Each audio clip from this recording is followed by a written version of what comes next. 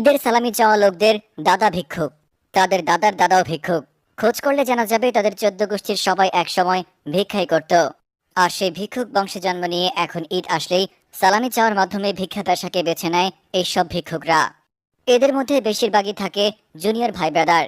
90 দশকে এদের পূর্বপুরুষরা রাস্তায় বসে ভিক্ষা করত, কিন্তু এখন 2025 সালে এসে আধুনিকতার ছোঁয়া লাগার পরে এরা এখন রাস্তায় ভিক্ষা করে না, ভিক্ষা করে অনলাইন এবং অফলাইনে।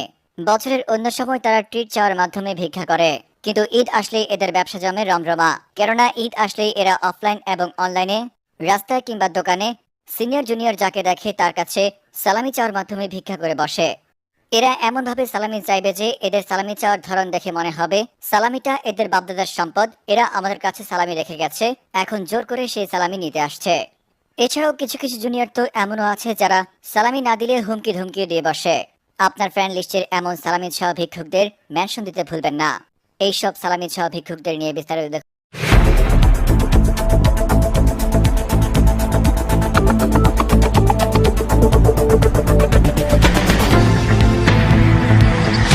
সালামিটা এক প্রকার দোয়া। দোয়া যেমন মানুষ মন থেকে দেয়, সালামিটাও ঠিক মন থেকে দেয়। কিন্তু বর্তমানে এমন অবস্থা হয়েছে যে অনলাইনে আসতেই পারি না, যে যেভাবে পারছে সেভাবেই সালামি চেয়ে বসছে। সিনিয়র নাকি জুনিয়র সেটার কোনো ভেদ বিচার নেই, যে যেভাবে পারছে সালামি চেয়ে বসছে। আর এজন্য জাতিসংঘ বলেছে সালামি চাওয়া লোকদের দাদা ভিক্ষুক, দাদার দাদাও ভিক্ষুক এবং তাদের পূর্বপুরুষও ভিক্ষুক। এদের পূর্বপুরুষরা একসময় রাস্তায় ভিক্ষা করত, যে কারণে তাদের রক্তের মধ্যে এখনো ভিক্ষাবৃত্তি লেখা আছে। কিন্তু বর্তমানের এই আধুনিক যুগে তারা ভিক্ষা করতে পারছে না লোক লজ্জার ভয়ে। আর তাই তো লোক লজ্জার ভয়ে ভিক্ষা করতে না পেরে এখন অনলাইনে এবং অফলাইনে বন্ধু বান্ধবের মাঝে ট্রিট চেয়ে ভিক্ষা করে। তবে ঈদ আসলেই তাদের এই ভিক্ষাবৃত্তি আরো বেড়ে যায়। বলা যায় তাদের ভিক্ষাবৃত্তি তখন রমরমা অবস্থা থাকে, কেননা তারা অফলাইন এবং অনলাইনে যাকে দেখে তাকে গিয়ে বসে, ভাই সালামি দেন, ভাই সালামি দিবেন না, এই ভাই সালামি দেন, ভাই সালামি দিতেই হবে।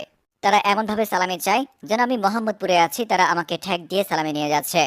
এছাড়াও তাদের সালামি যাওয়ার ধরন দেখে মনে হয় যেন তারা আমাদের কাছে সালামি আমানত রেখেছে আর এখন সেটা নিতে এসেছে। সেদিন রাস্তায় বের হয়েছি, একা একা হাঁটছি, হঠাৎ করে দুজন জুনিয়র এসে বলল, ভাই এখন যদি সালামি না দেন আমরা এখান থেকে আপনাকে যেতে দিব না।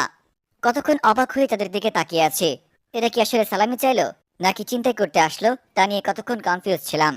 তাই তো আমি নিজেও এ ব্যাপারে একমত যে যারা ঈদ উপলক্ষে সালামি চাইতে আসে তাদের দাদা ভিক্ষুক, তাদের দাদার দাদাও ভিক্ষুক এবং তাদের পূর্বপুরুষ সবাই ভিক্ষুকে ছিল।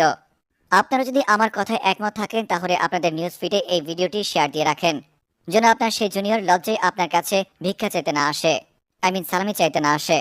এরপরে যদি আপনার কাছে তারা সালামি চাইতে আসে তাহলে দয়া করে তাদেরকে এই ভিডিওর নিচে মেনশন করুন। যারা মেনশন করার পর এই ভিডিওটি দেখতে এসেছে তাদের উদ্দেশ্যে আমি আবারও বলছি, তোর দাদা ভিক্ষুক, তোর দাদার দাদাও ভিক্ষুক, তোদের দাদার দাদার দাদার দাদার দাদাও ভিক্ষুক, তোদের পূর্বপুরুষ সবাই ভিক্ষুকে ছিল।